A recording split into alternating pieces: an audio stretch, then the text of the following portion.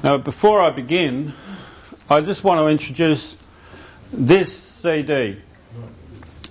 It's a CD about, it's not our CD, it's a CD put out by a man called Larry Hannigan.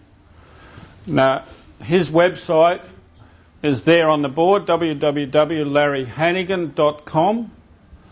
This is about the flag and the Constitution.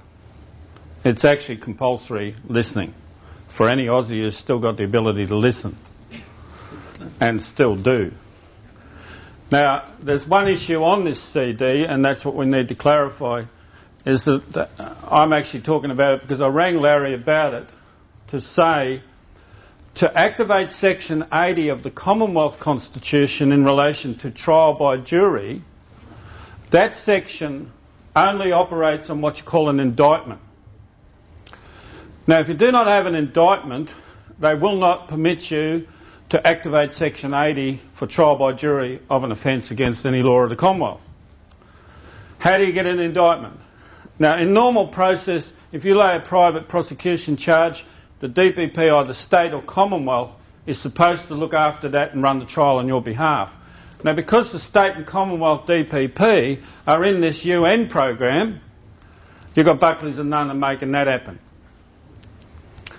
But what you do have to get an indictment is you've got the right to take the matter into the full court of the Supreme Court in Victoria and apply for a grand jury hearing once the DPPs do not present. Now, that right is there today, and it's probably the only right you will have left to bring this matter before a court. And I'm not talking about judge-only court. I'm talking about grand jury is 23 people chosen from an electoral roll, which then goes on to a normal jury trial issue. Understand and learn grand jury processes. The courts have got about 60 stacked there, probably 100. They don't want to hear them because they know the grand jury will give an indictment in relation to what you're going to see tonight. So don't just look at what you're going to see tonight. Start to get active. This is a very good CD. There's a bit on the back of it, or on the back of this presentation in relation to this. We just wanted to introduce it at the beginning because it's a compulsory CD. Now we'll begin this one. Clearly you can see what the topic is, and many are here because of the topic. And that is just the front cover of a book, which we use that because it embodies the whole process. Global tyranny, step by step, the United Nations and the emerging New World Order. The European Union is the catalyst that they'll use to do all that with. Australia has already been handed over to it. So you've still got an opportunity to stop them doing that in this country, if you know what you're doing. But I can clearly tell you now that if you leave God out of the equation, you've actually committed legal suicide, because you cannot get through this without this. That is the topic. It's the beginning. We'll go through it step by step. It's a long evening. Anyone is free to come and go as you wish. But we're here to put this CD down so that you can just simply go and order the CD and go and watch it at home. Now, it's the United Nations trap. I think that's a pretty appropriate heading because that's certainly what it is. Now, we started here with saying, well, who is the United Nations? I don't think too many people here would know who they are, but they intend to hold you and own you. What is the spirit of the UN? Now, that's very, very important, because what they do give you out of the UN is apparently what you call the Charter of Human Rights. Now, human rights mean diddly squat in relation to spiritual rights. So what they will not give you is your spiritual right. They'll give you human rights because they work the spirit realm in the UN. What is the allegiance of the UN? Now, I don't think in any of the stuff I've looked at that we can find an allegiance. Now let me make it quite clear here tonight. In relation to the Crown of the United Kingdom, I'm not a monarchist and neither am I a Republican.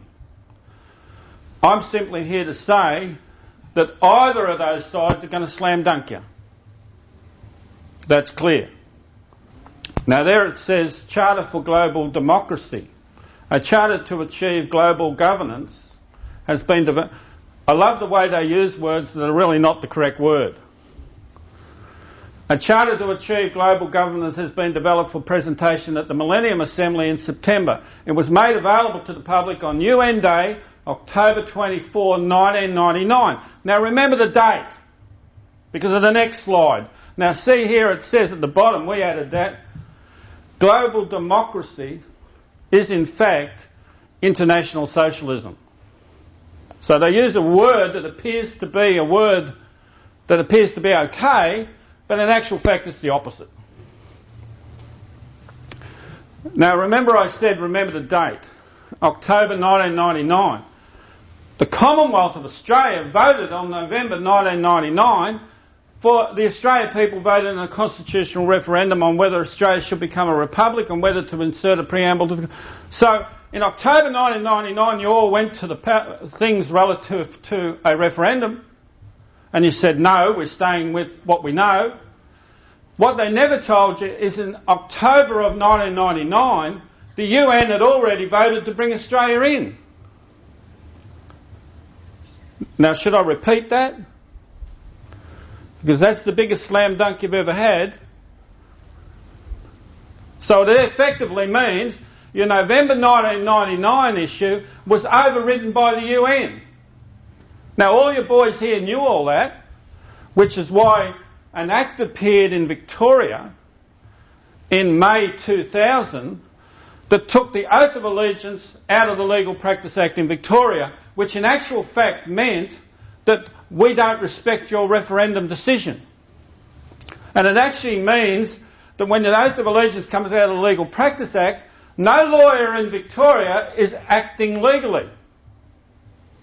They're under another jurisprudence now. It's a UN one.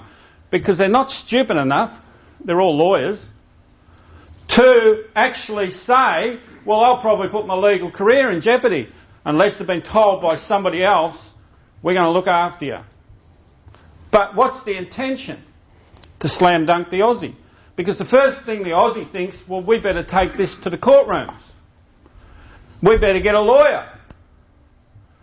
The problem is all the lawyers have already got rid of the Oath of Allegiance.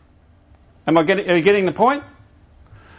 Which means your lawyers sold you out first. Next one, please. United Nations. Now, this is very important. Soviet nationals who outranked the generals of the United States Armed Forces, who, by agreement, have submitted their forces to the United Nations Security Council. Now, look at the boys of the security boys. United Nations Under-Secretary of the Security Council.